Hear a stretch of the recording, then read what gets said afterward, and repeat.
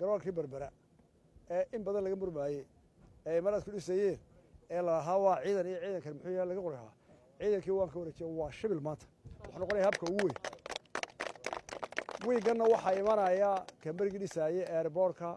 iyo taawarka u rogaya qalabkii diyaaraddu soo degaya wuxuu noqon doonaa garoonka ugu weyn baan maraya horta masar ma barigi lagu soo jiray mid ka weyn waa 5 kilomitir oo ka weyn oo dhinac walba u banaan oo badii ku ayaala oo cusub marka qalabkiisa lagu daro waxaanu ku talagalaynaa inuu noqdo garoon dekada ka shaqo badan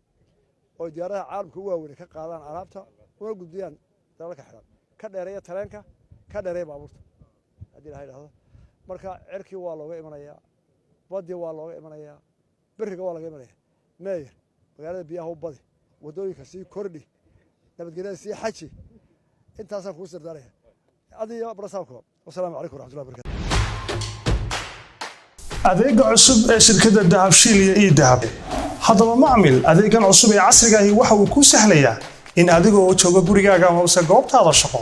aad lacag ugu xawishid asxaabtaada iyo ehelkaaga jooga daafaha dunida